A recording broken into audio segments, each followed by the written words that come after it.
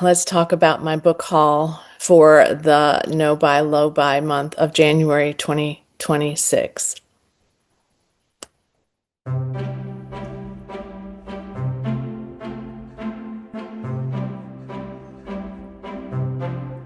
Hi, readers. It's Lori. Welcome back to my channel, Books, Ink, and Paper, and welcome to my book haul, which I shouldn't even have because I was going to try really, really hard not to buy a lot of books in January of 2026, and I didn't try so hard. I will tell you this was a weird month for me. I was still sick more than once. I was tending to other sick people in my house, and I don't quite, I mean, I know what happened, but I don't quite have any rational reasoning for some of it, but it just is what it is.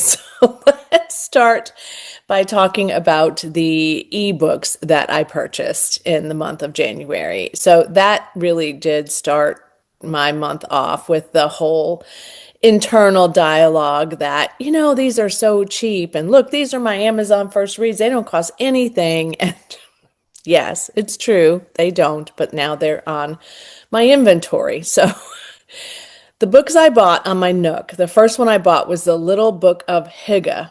Hygge. I don't know how to pronounce it well. Hygge. It's an odd it's an odd title, but it is one of my favorite books that I've read. So this is a reread for me because I have read this one before. It was the first one I purchased in the month of January, and I think it was also on sale for like $1.99. So this is by, and I will never be able to pronounce this person's name correctly.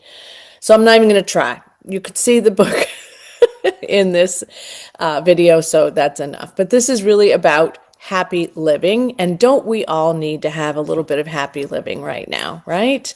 So this is the Danish way of creating happiness for themselves. And I remember when I read this years ago, it was like a breath of fresh air. It was like I needed everything about this book. And it made me feel so happy. And I had borrowed it at that time from the library. So now it is in my digital library. And I just can't tell you how much I loved this book. I can't wait to read it again. I'm probably not going to read it like start to finish in a certain period of time. I think I'm just going to savor it as a bit of a self-care, nurturing activity for me when I need it. So that's the plan for that. So if you haven't read that one, I highly recommend it. The next one I got, I have no idea why, is by Kristen Harmel. And I don't even remember. I mean, I remember choosing it, but I don't remember what made me decide I really wanted to read this. Except, I mean, this is a good author for sure. So this is a love story to some degree, but also not a love story. So this woman's name is Kate. And Kate was married at one point, and her husband died suddenly over 10 years ago. So she's still grieving over that a bit, but she has met someone new and never expected to remarry, but is indeed about to marry someone else. And she's planning this wedding, and he's perfectly nice. And she's also realizing that she's not very excited. So at first she thinks it's just stress and she's not sleeping because she's trying to plan all these things.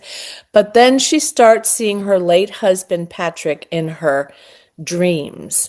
And she begins to wonder, as a result, if she's really ready to move on. So she has to try to figure out what he's telling her in these dreams and to just be able to be settled with this. So it leads her to a sign language class, which I love because I would like to continue to learn sign language, which I'm not doing heartily at this point.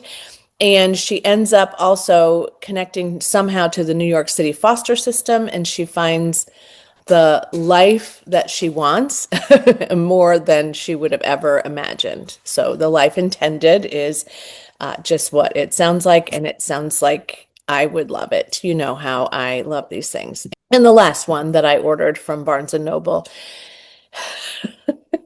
this is ridiculous. I gotta tell you, this is ridiculous. But I'm rereading Shiver by Ali Reynolds. I purchased Shiver by Ali Reynolds because I was watching Rhonda. What's Rhonda's last name? I'll put it here. Wooden. something like that.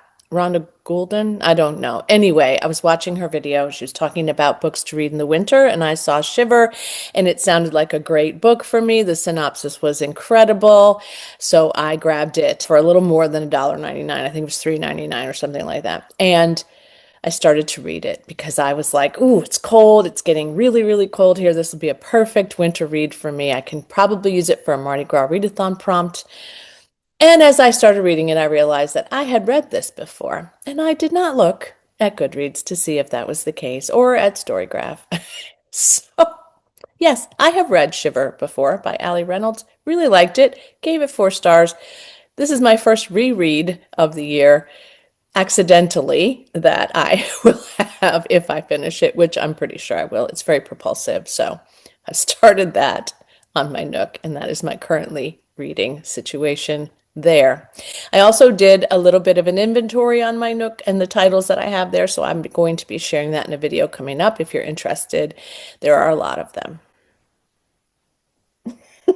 Okay, now let's talk about what I purchased on Kindle. And there's going to be another sort of a surprise for you here as well. Found in a Bookshop is the first Kindle title that I purchased this month, and I'm really excited to read this. Never read anything by Stephanie Butland before, and this one has a sequel to it. So if I like book 1, then I might be able to go to book 2, which is Lost for Words. Okay, Found in a Bookshop, I think is set in during COVID. It doesn't say in the synopsis that I was reading, but I think it is. And so the women who own this bookshop or work in this bookshop, Loveday Cardew is the woman who owns it, I think.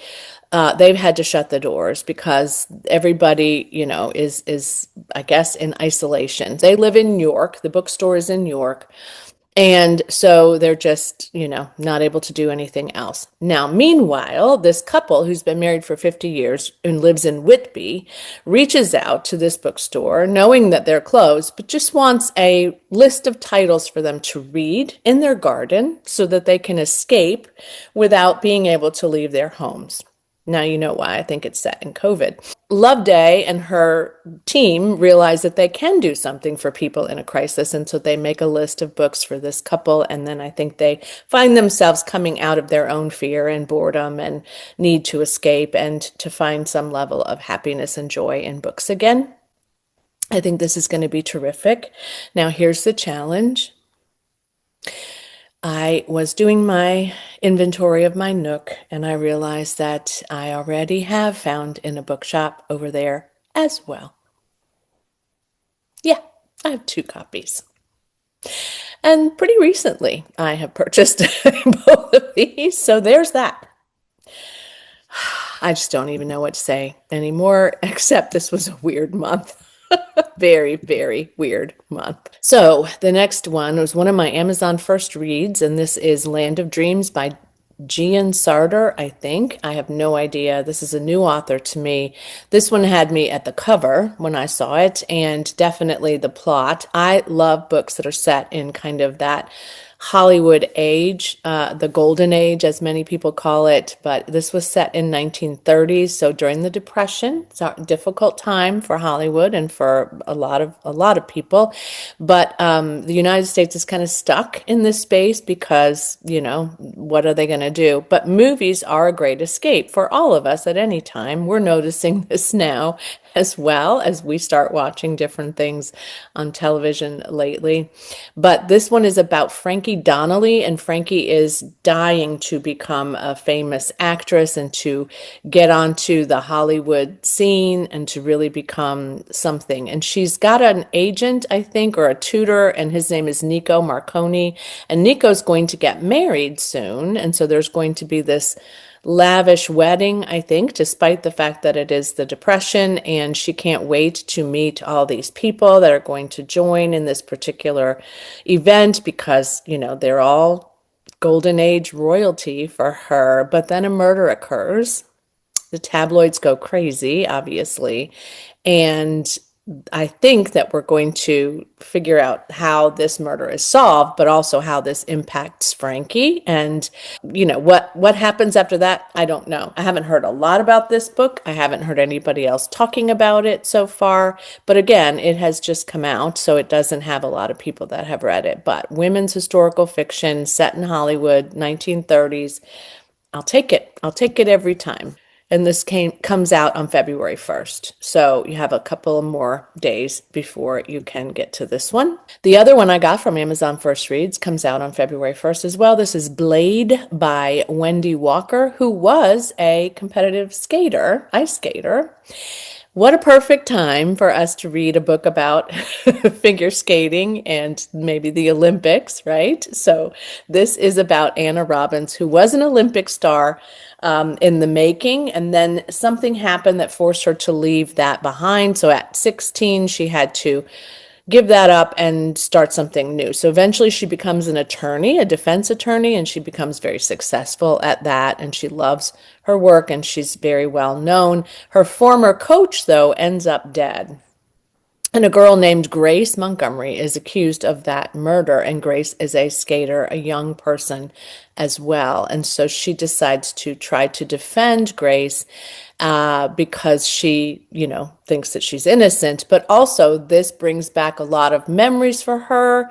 And there's a backstory for her life and where she grew up and all kinds of things. And there might be something connected between her and Grace. I'm not sure, but it sounded really good. And again, I thought, what a great book to read during the Olympics. It's a short one, 299 pages, and it has a 4.1 rating so far in Goodreads. But again, it's just coming out. And so only ARC receivers have been able to rate that. But I think that one's going to be terrific. So there you go. Those are the digital titles that I purchased in the month of January. Now, this one I got from my daughter, borrowing it, will return it. This is Lisa Jewell. None of this is true. And I have wanted to read this for a while, and I have kind of a plan about reading these books by Lisa Jewell and some other folks, so stay tuned for that. But this is about a 45th birthday party at a local pub, and a podcaster named Alex Summer meets a woman named Josie Fair, and Josie is also celebrating her 45th birthday, and they hit it off like crazy. And Alex has a podcast, and they keep bumping into each other. And Josie has been listening to Alex's podcast, and she wants to participate as a guest on her podcast. But Alex also finds this a little unsettling, but she still goes on with the project. But somehow Josie disappears, but meanwhile she's somehow inserted herself into both Alex's life, but her family and her home some way. And I can't wait to read this. Megan did like it. She said it was good and pretty easy to read. And so it says it has an unreliable narrator, dark twists, and unending suspense that'll keep you on edge until the very last page, according to NPR. And Ruth Ware says it's darker, twistier, and more compelling than ever. So I would like to get to this. I think I've read other books by Lisa Jewell, but darn if I can remember right now. All right, then let's talk about what I hauled after I decided I wasn't going to get any books this month. Yeah, that's me.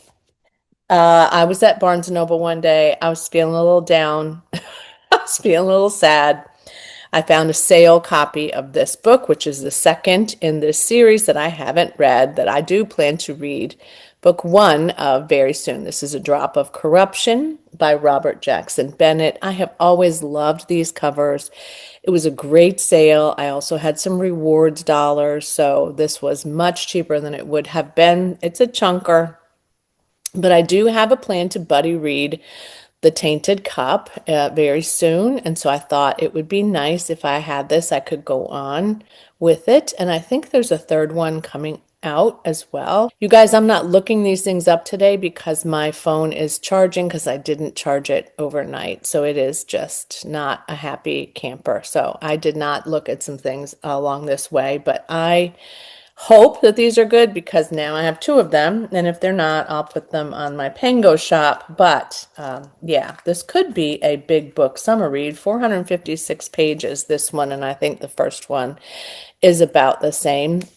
So I don't know a whole lot about this one, and I don't necessarily need to know a whole lot about this one because I don't want anything to be spoiled by this last or second edition of this series. But this was published in 2025, so it's fairly new as well. But I don't know that the other one is coming out in 2026. I think it's later than that, but I've heard a little bit of buzz about it. But this is about a woman and a non-human who solve mysteries. And I started The Tainted Cup a while ago when I first got it, and I didn't get very far in it. But I think I'm going to embrace fantasy in a different way this year. So that's going to work for me this year. I'm sure of it. And I will have a buddy read, so somebody will keep me on pace as well. So I decided that was going to be my last book that I purchased in the month because I was going to no buy. I was going to be careful.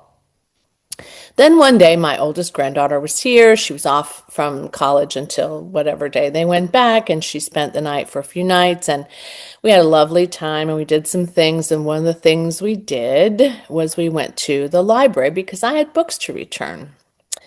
And while we were there, I said, "Hey, this is the shelf of free or very cheap books. If you want something, just look around and see what you think." And she looked and she didn't find anything. And I was like, "Oh, I want to read this."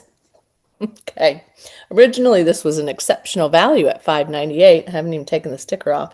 Greer Hendricks and Sarah Pekkanen have co-written books before. I have read them. This is a jaw-dropping psychological thriller, which is probably what they called the first few as well. I've liked these. I think that they're usually very well done. It says you will make assumptions that you're reading about a jealous ex-wife. You'll assume she's obsessed with her replacement.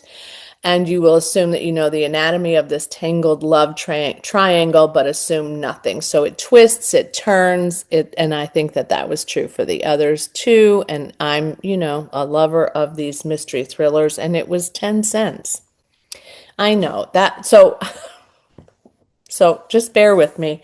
Then I saw this, which is a terrific copy of the next book in the series that I haven't read. Yeah, I know. So it's hardback. Tana French, Broken Harbor. I think this is book 3, if I'm not mistaken. And I would like to get to this. Maybe it's 4. I have In the Woods and The Likeness, and maybe I have Faithful Place too on my shelves. Nevertheless, this one was 25 cents or 50 cents. I don't know. It wasn't much at all. Now, I haven't read any of these. I have now gotten this one. I don't want to know a whole lot about this, but people love this series, and there is an adaptation of it, and I haven't watched it because I haven't read any of these to the end. After I walked out of the library with 2 books that I got from the bargain shelf, I said to my granddaughter, "Oh my gosh, I just bought 2 books." And she said, "Well, yeah, but they were cheap." And I said, "No, I forgot I was trying not to buy books. I totally forgot. I saw these books. They yelled, 'Lori, buy us.' And I did." So by that point, I was like, well, crap, this is not a no-buy challenge anymore in January.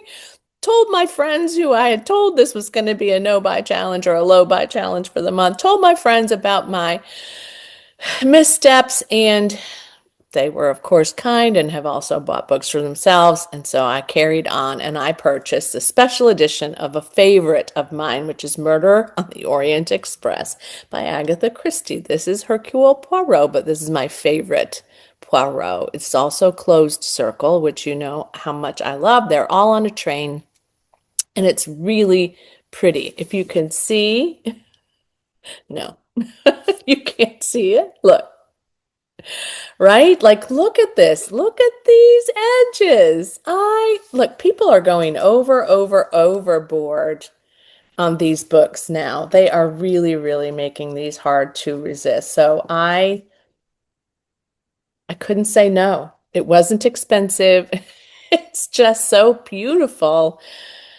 What are the odds of them making a bunch of these for me so that my collection of Agatha Christie's all look like this? I don't know, but I'm delighted. So again, this is a book about a bunch of people who end up on a train and they all have secrets and somebody's murdered on the train and Poirot happens to be on the train. Lucky for him, not so lucky for some of them, and he has to try to figure out what happened. And it was, for me, it was a really enjoyable read. It's one of, like I said, it's one of my favorites. It's probably one of the first ones I ever read too, because this was originally published in 1934, and so it was one of the first. And my sister brought me into this place, and my other sister has kept me there. So there's that. So the last one. I had some books on Pango for sale and they were purchased, and so I had some PangoBooks. I know. And I have been hearing all the buzz about this book. All the buzz got me here where I am today. And I thought, oh, these are people I did not expect would say they loved this book. I mean, no kidding. I was sort of shocked. This is the 50th anniversary of Lonesome Dove by Larry McMurtry. You've probably heard. People are talking about it all the time again. People are rereading it. People are saying how good it was. Several of my friends have read it. Sue Jackson read it. Tina at Book Talk, etc. and Books. Tina Books, is that what her channel's called? Anyway, she just read it recently and raved about it.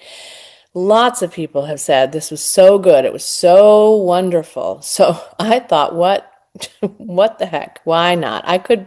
Sue Jackson's readathon is Big Book Summer. I could read it in Big Book Summer. It's about the same size as my 11/22/63 was that I read last year for Big Book Summer, and I read others too because I went through it so fast. People say it's very propulsive. It's very tiny writing, very tiny print.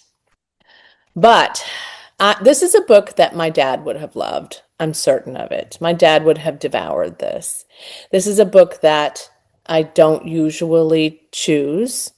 But again, people have made it sound, it's a love story, it's adventurous, it's, of course, I'm certain, tragic to some degree, but also beautiful. It is compelling, they say. I mean, I have read Westerns in the past. I have watched movies that are set in this kind of space, but this is not usually a book that I purchase, but I did, and I got a great copy from the woman that I purchased it from on Pango. And again, this is a Pulitzer Prize-winning novel, and it is 50 years this year. I think it came out in 1985, so I think it was last year. Yeah, it came out the year my son was born. So there's probably something there too. Maybe if I love it, I'll pass it on to him. But yeah, this one I think is set in Texas. I'm certain of it, but is the third in the series, which I didn't realize when I purchased it. It's written about the last defiant wilderness of America. Indians, settlers, indigenous people, let's just say. Now we definitely don't use that word. Heroes and outlaws, whores and ladies. Dramatic, beautiful, makes us laugh, weep, dream, and remember. We shall see. It's done now. It's on my shelves. It's a heavy, heavy, heavy book. I won't be taking it on a plane, that's for sure. All right, guys, this is the end of my book haul for January 2026. It's not terrible. It's just more than I anticipated that I would purchase, and it is what it is. So thanks for watching today. Let me know if you've read any of these or if these are interesting to you too. Let me know what you hauled in the month of January as well. If you're new to this channel, thank you for joining. I've had some new subscribers pretty regularly lately, and so I'm trying to get to know all of you. I'm so happy that some of you are here participating in Mardi Gras Readathon as well. That's not the subject of this particular video, but I'm just delighted by that. I'm catching up on comments. I have been behind as usual, but I'm going to try harder. But thanks again so much for your support and for your conversations and for your recommendations to me. So I can't wait to see what you've gotten up to in January. And as always, happy reading. Bye.